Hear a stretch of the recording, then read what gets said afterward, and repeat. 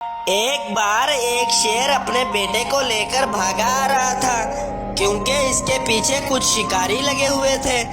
तभी अचानक से शेर का पैर फिसलता है और वो एक गहरे गड्ढे में गिर जाता है, जिसकी वजह से इसके पैर की हड्डी टूट जाती है और वो बाहर निकलने की बड़ी कोशिश करता है, लेकिन वो बाहर नहीं निकल पाता।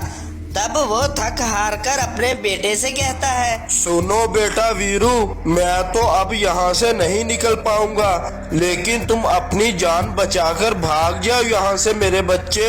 नहीं पिताजी, मैं आपको यहाँ अकेले छोड़कर कहीं नहीं जाऊंगा, मैं अभी किसी को बुला कर लाता हूँ। तब वीरू मदद के लिए पुकारने लगता है, लेकिन कोई भी इसकी आवाज सुन नहीं पा रहा था। तब शेर वीरू से फिर से कहता है, सुनो बेटा वीरू, तुम मुझसे एक वादा करो कि तुम एक अच्छे और ताकतवर राजा बनोगे और जानवरों की हमेशा रक्षा करोगे।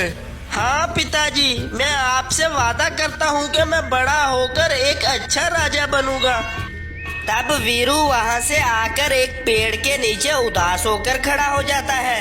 तभी इसे एक बाघ देख लेता है और इसे इस तरह अकेला पाकर इस पर ललचाने लगता है। अरे वाह, ये तो शेर का बेटा है, ये तो बिल्कुल ही अकेला है। मुझे इसे किसी भी तरह करके अपनी गुफा पर ले जाना होगा, इसके बाद ही मैं इसका शिकार करूंगा।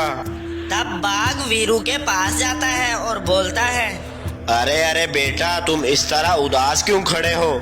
आखिर क्या बात है? अरे बाघ अंकल, कुछ शिकारियों ने मेरे पिता को जान से मार डाला है। अब मैं अकेला हो गया हूँ। अब मैं कहाँ जाऊँगा और किसके साथ रहूँगा और कौन मेरा ख्याल रखेगा? कोई बात नहीं बेटा, आज से मैं तुम्हारा पिता हूँ और मैं तुम्हारा ख्याल रखूंगा। तुम चलो मेरे साथ।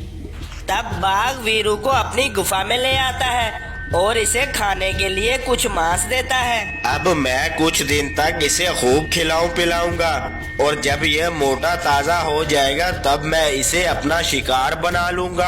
हा हा हा हा। तब बाघ वीरू का कुछ दिन बड़े अच्छे से ख्याल रखता है। ये सब कुछ एक भालू देखा करता था। अरे, ये बाघ वीरू का कुछ दिनों से बहुत ही ख्याल रख रहा है, मुझे तो कुछ ठीक नहीं लग रहा। मुझे ये बात कांचा महाराज को बतानी होगी।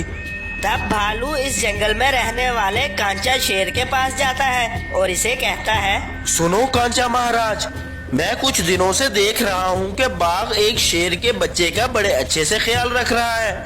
भला इतना दुष्ट बाघ एक शेर के बच्चे का ख्याल क्यों कर रखेगा? मुझे तो कुछ गड़बड़ लगती है।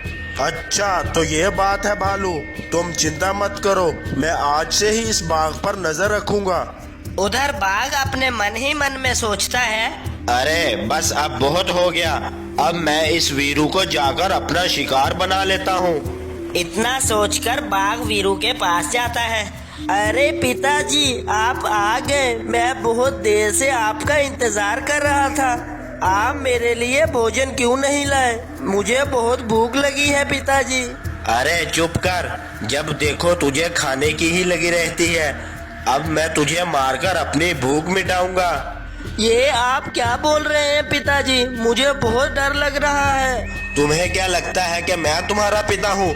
मैंने तो तुम्हें इसलिए कुछ दिन खिलाया पिलाया कि तुम थोड़े मोटे ताजे हो जाओ और फिर मैं तुम्हारा शिकार कर लूँ। तभी बाघ वीरू का शिकार करने ही वाला था कि तभी वहाँ पर कांचा शेर पहुँच जाता है। ओए रुको दुष्ट बाघ, मेरे होते हुए तुम वीरू का कुछ नहीं बिगाड़ सकते, समझे तुम? तब बाघ कांचा से लड़ने लगता है, लेकिन कांचा एक ही वार में बाघ का काम तमाम कर देता है और वीरू को ले जाकर एक गाय के हवाले कर देता है। सुनो बेटा वीरू, तुम चिंता मत करना, आज से मैं ही तुम्हारी माँ हूँ और मैं तुम्हारा अपने बच्चों की तरह ही ख्याल रखूंगी। तब वीरू गाय के साथ ही रहने लगता है और फिर कुछ सालों बाद जंगल का राजा बनकर अपने पिता से किया हुआ वचन पूरा करता है और एक अच्छा राजा बनकर सभी जानवरों का ख्याल रखता है और सभी जानवर बहुत खुशी से रहने लगते हैं। तो फ्रेंड्स, ये थी आज की स्टोरी। अगर स्टोरी अच्छी लगी हो तो वीडियो को लाइक, शेयर और सब्सक्राइब करना मत भूलिए। Thank you.